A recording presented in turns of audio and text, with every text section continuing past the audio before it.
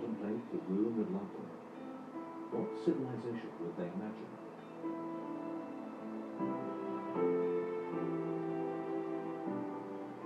With what spectral people throng the streets? What armies of ghosts march through shattered arches and parade past tributes to long-forgotten victories? The faces of the smashed and fallen statues would look out from the past, their faces those of an imperial people, of a nation certain of its place in history, their monuments proud boasts of power, allegories of courage, symbolic of mastery. Carved in subjection and servitude, the races of the world would stand in submission and defeat.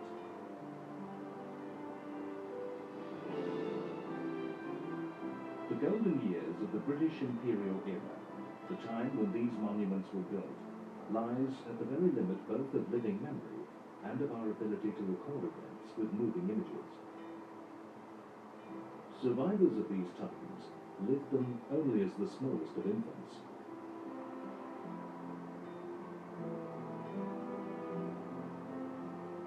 Pictures that reveal this world, some of the earliest blurred and shaky cinema film.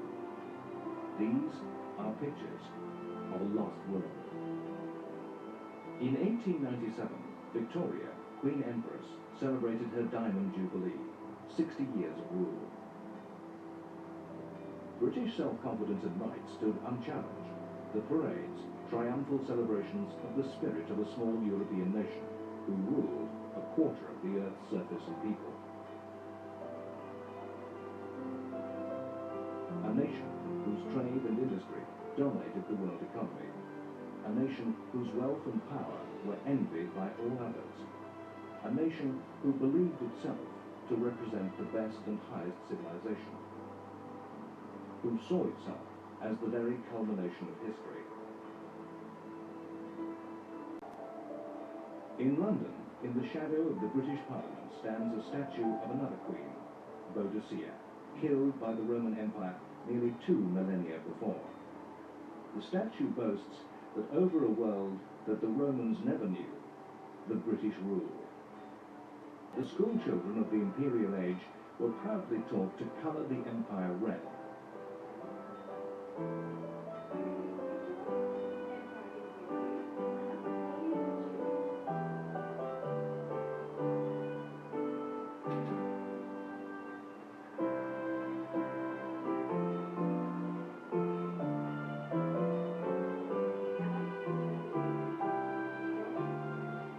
Marking in other European empires only emphasized their insignificance compared to that of Britain.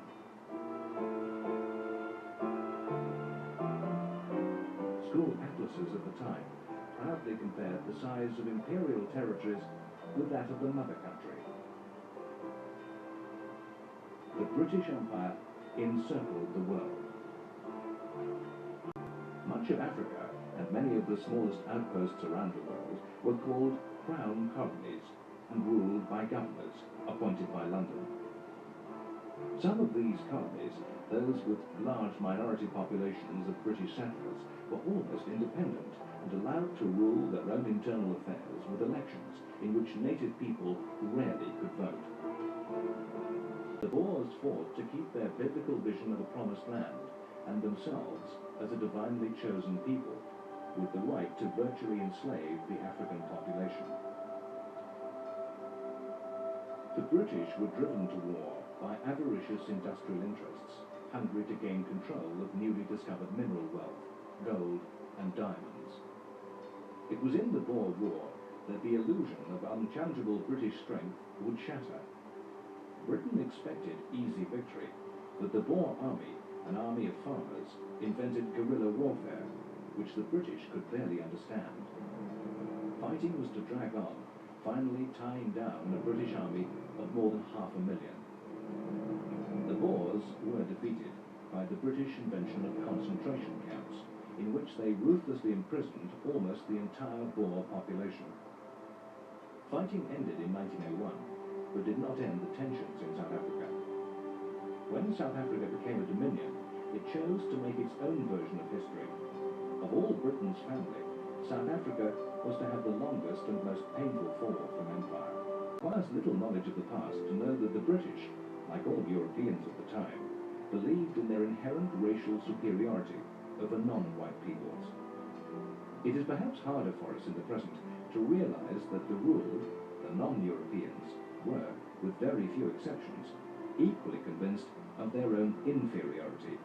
My country is small, but under the protection of the British government, I feel that I can claim that its development has been exceptionally rapid. I'm very glad to see you in my country and hope that the pictures which you are taking will be of interest to those who see them. The 19th century had been a history of constant victory by European armies over indigenous peoples, who had seen their military might annihilated by superior European military skill, European military discipline, and European weaponry. For all its long history of art, architecture, and literature, was a society from which the British were proud to have eliminated Soceity, the ritual human sacrifice of a woman on her husband's funeral pyre, and Tupi, a religious cult based on murder. Those Indian princes that paid homage to the King Emperor at the Durbar no longer had arbitrary powers of life or death over their subjects. It was a characteristic of the British Empire that everywhere the British went, they established courts of law and a sophisticated legal system. It was a code of law that was extended to all the Empire's subjects, whatever their race, the principles of fairness and justice.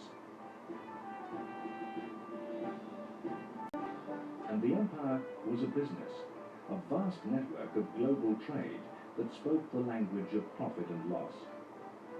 The Empire was a huge market for British industrial goods. And a flow of raw materials and foodstuffs moved in the opposite direction. The British merchant shipping fleet, the largest in the world. The launch of any addition to this fleet was major news. English parish churches were built in the heat of Africa and India, in which the British could worship the God that had ordained their rule.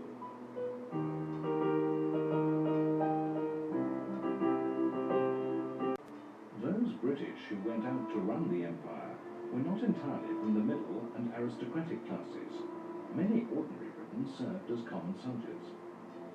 Britons in the early years of the 20th century had been raised to take pride in the preeminent place of Britain in the world. The elite of British society was trained to serve the empire either as a member of Britain's armed forces or as civil servants and colonial governors. After passing a highly competitive examination, followed by a training in languages, law, and horsemanship, a young Briton in his 20s might find himself ruling a district of the empire as policeman and magistrate. At the very base of this system was the British public school, devoted to making the men who were to rule in the empire's name. The public school provides iconic images of the English system of class and privilege. The curriculum of the English public school was founded upon the classics, the history and literature of ancient Rome and ancient Greece, Roman law, order and discipline, Greek philosophy and ideas of democracy. The classics taught the principles of civilization upon which the British Empire was built. Eras of the 20th century taught their pupils to regard war as the ultimate team sport. The British Empire cannot be understood without realizing the place of sport in the culture of the empire. It created an educated elite within its subject peoples, an elite who attended the same public schools and believed in the same values of civilization as the imperial masters. These men would challenge the imperial system in its own language and values. We don't want to fight, but by jingo if we do. We've got the guns, we've got the men, we've got the money too. The added strength With an imperial population of 425 million in 1914, the empire had a massive well of manpower and resources to provide fighting men and industrial muscle to power the conflict. It is impossible to understand how Britain, a small island, could hold sway over such vast populations all over the world, without realizing that those subject peoples gave an unspoken acceptance of the empire and imperial rule. The Indian army was a product of the classic dogma of divide and rule. India's troops were all volunteers, recruited usually from traditionally martial and aggressive minorities within India's diverse society. In the mythology of the British Empire, the army stood on a lower pedestal. The British Empire was an empire of the sea.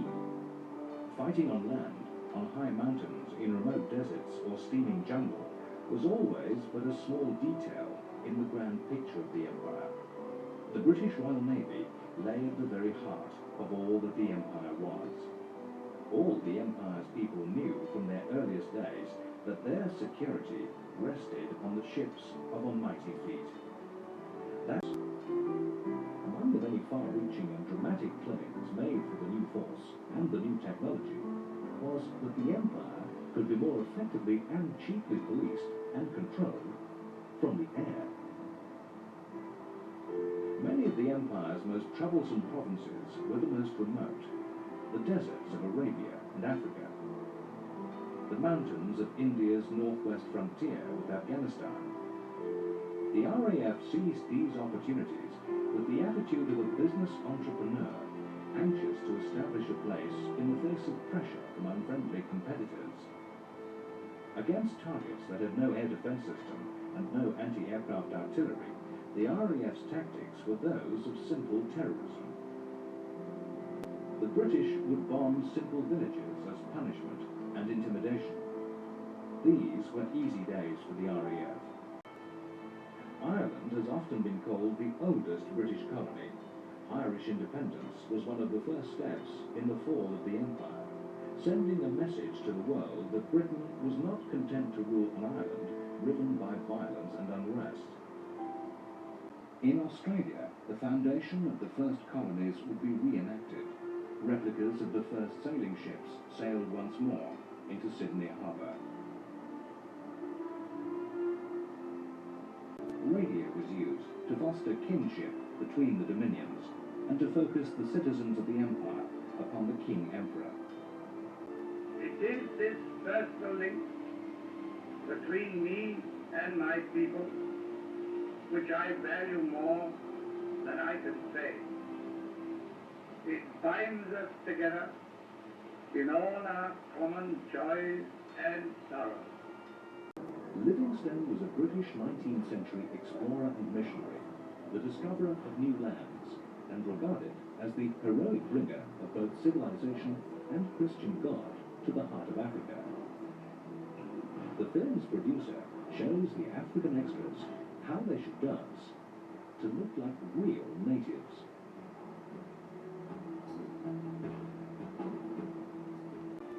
As the 20s slipped into the 30s, to most of Britain's people, the British Empire appeared a modern empire, a familiar force for good that brought progress and civilization. The empire of British propaganda appeared as strong as ever, but George V was an enthusiast for empire, the only British monarch who would live his whole life in the world of king-emperors. His grandmother Victoria had been crowned a mere queen. This is a collection of beautiful British propaganda that is given here about the fall of the British Empire. I continue to assert that at no time, we're going to get in, they mention it later, there's 3 discs, I'm going to do disc by disc. But I'm going to get into later that from William Paley in 1788, these are all the prodigies of William Paley's on the duty of submission to civil government, which was not only written for the entirety of the British Empire, but also for, and still remains the driving force of the psychology behind the patriot in America. Um, One thing to note is that this video it's propaganda in the level of Nazis saying that everything that they did was for the betterment of the world.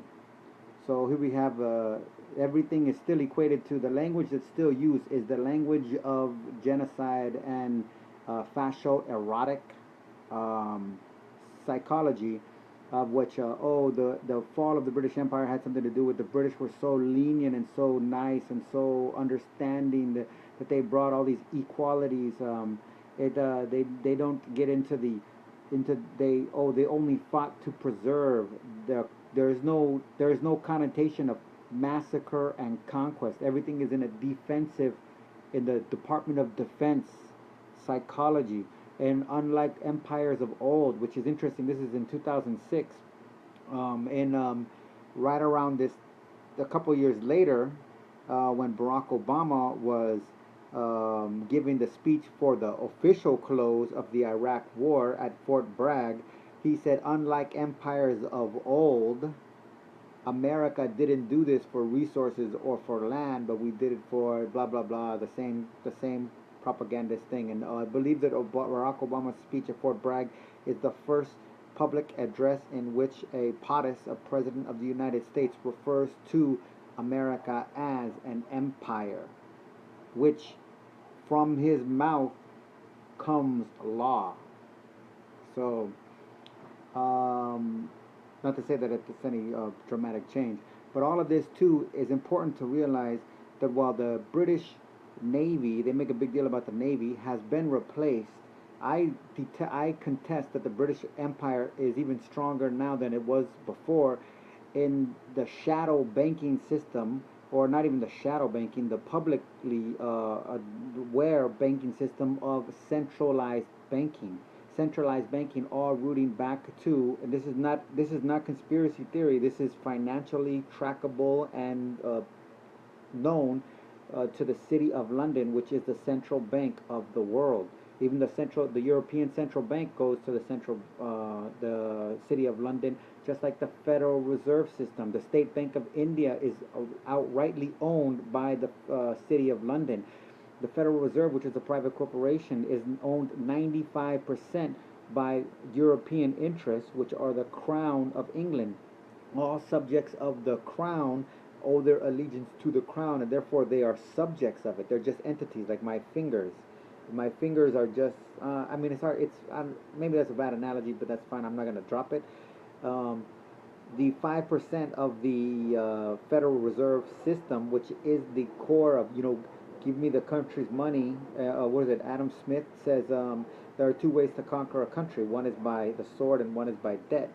But in actuality, there's both the same thing, because even this fall of the British Empire concept is saying that war was what made the empire more poor, which is, we know, is an oxymoron.